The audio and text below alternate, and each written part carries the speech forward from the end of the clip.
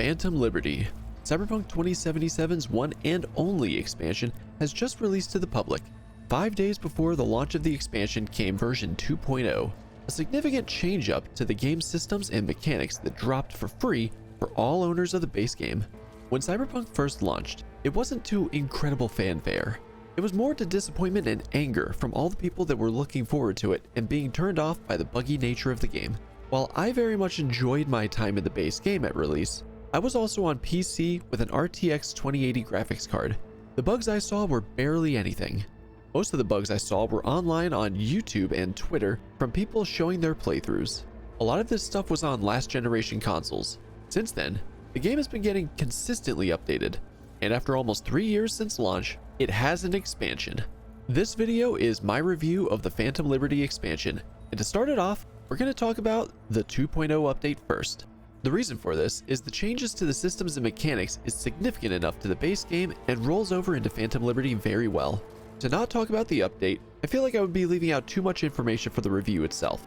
This review will also be spoiler free, so no need to worry there. If you want to know if I recommend the expansion now before going into any details, then yes. I absolutely recommend both the base game Cyberpunk 2077 as well as its expansion Phantom Liberty. Go out and get both of them. They are bundled together online, so it should make it easier to purchase. With all that out of the way, let's hop into this thing starting with the 2.0 update. So version 2.0 changed up quite a few things in the game. This affects both the base game as well as the expansion itself. This being an update means that it was free for all owners of the base game. Because of this, the feel and vibe of the base game have also gotten better for new players. Let's talk about why that is. When Cyberpunk first released in December 2020, the police system was extremely bare bones in how it worked.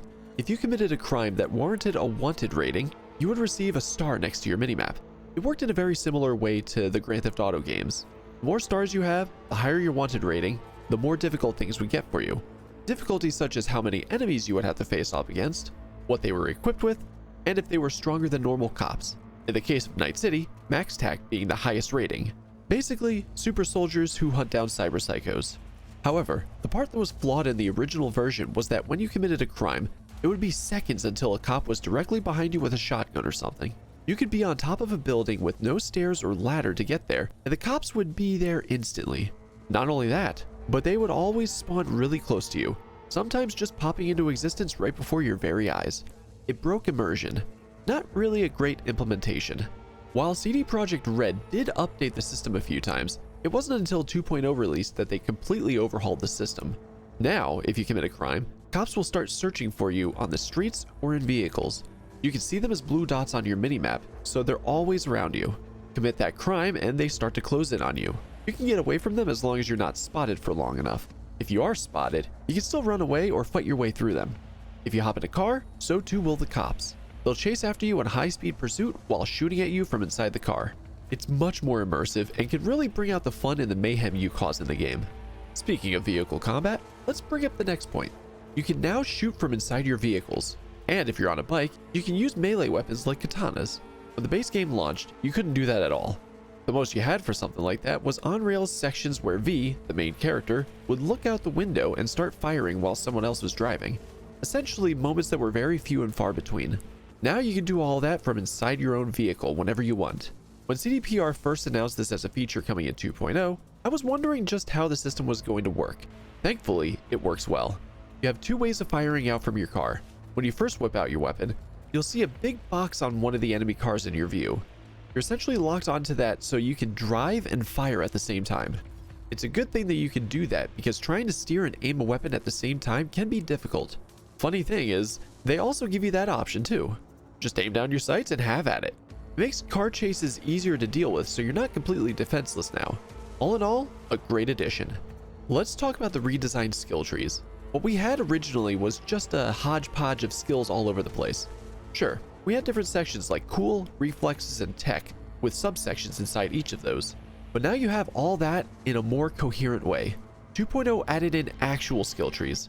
You still have those various branches of skills, but now they might connect with each other in some areas. You might need to dabble with two branches to get some skills that make sense for both branches. Not to mention that all the skills have more meaning to them this time around. They feed into each other in different ways and really add to your build potential. Add more points to the tree itself, and you can unlock more skills for each branch. This is a great change for allowing more diverse builds into the game to add more flavor to your character. On top of all that, you remember that little relic slot at the bottom? Well, now it has its own tree. Nothing too special, just making you even better than you were without it. Look at the missile launcher now. Let's talk about Cyberware.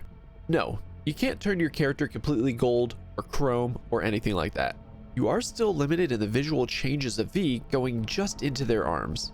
What they did change is how Cyberware works on a fundamental level. It took a cue from the Edge Runners anime about cyberpsychosis and put a Cyberware limit into the game. You can increase this limit and make it so you can equip even more Cyberware. Gone are the days where clothing was your armor. Now you have armor in your Cyberware. There are so many options of things you can equip, and they all do different things.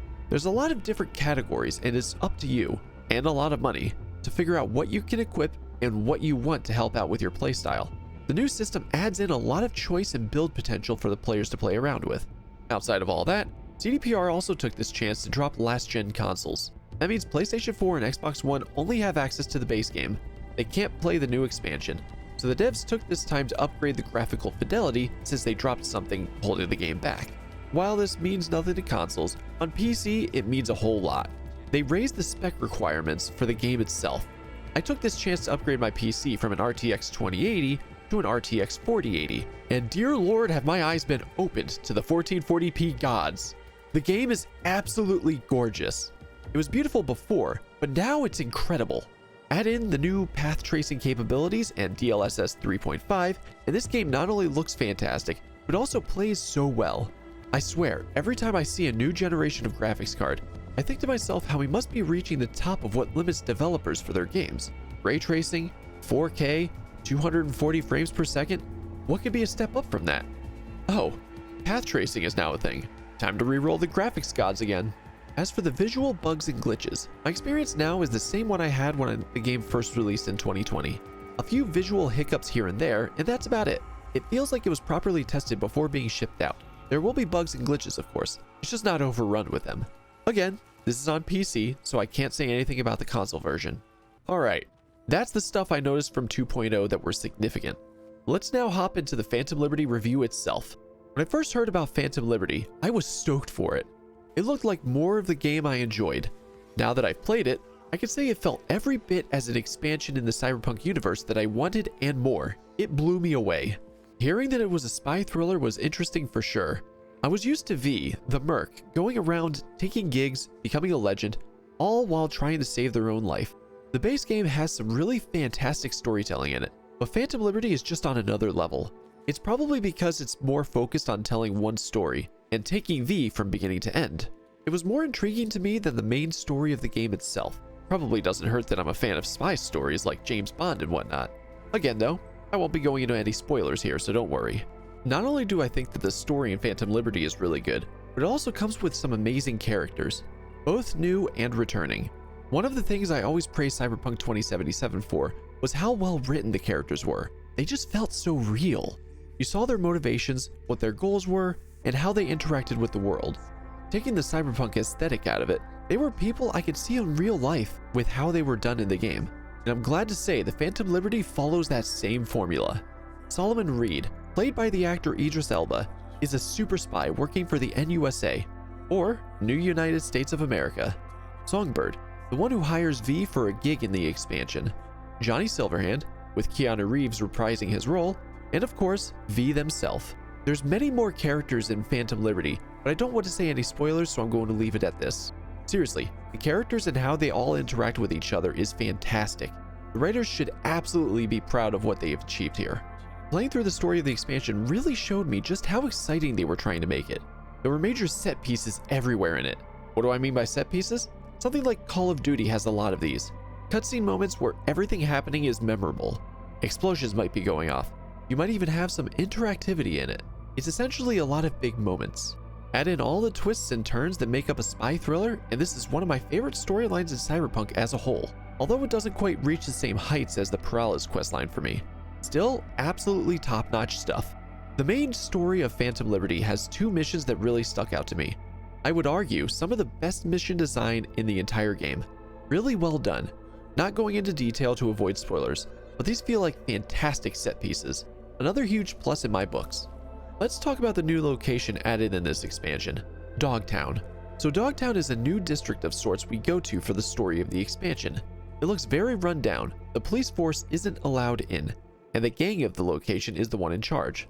Fights in the streets, fighting over supplies, and the football field even has a ship. Dogtown has a lot of personality to it. It's both huge and not so huge at the same time. It's nothing compared to the size of Night City as a whole, but it's also nothing to scoff at. With the increase in graphical fidelity, Dogtown looks great even covered in literal trash.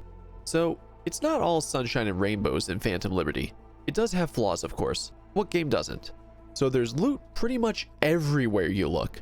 That's fine and all, but a vast majority of it seems to be clothing. So be prepared to have your inventory absolutely overstuffed constantly if you want your V to look great in their new drip. Money is so easily gotten and spent now. You're never holding on to it for too long, but you're also never poor for long. Seriously, the cyberware is ridiculously expensive. Just sell some of the weapons you find to make that money back pretty much instantly. And that's about it. Everything that was added to the game from 2.0 to Phantom Liberty have been exceptional additions to the overall experience. I absolutely recommend getting Cyberpunk 2077 and its expansion Phantom Liberty. So go on, what are you doing? Go have fun! Thank you all so much for watching. This is my very first review for a video game, and I'm sure that it's probably bad overall, but hey, I can't get better if I don't do it right. Let me know your thoughts on Cyberpunk as a whole in the comments section. Try and keep it spoiler free though. I hope you liked the video, and I hope you all have a great day. Adios.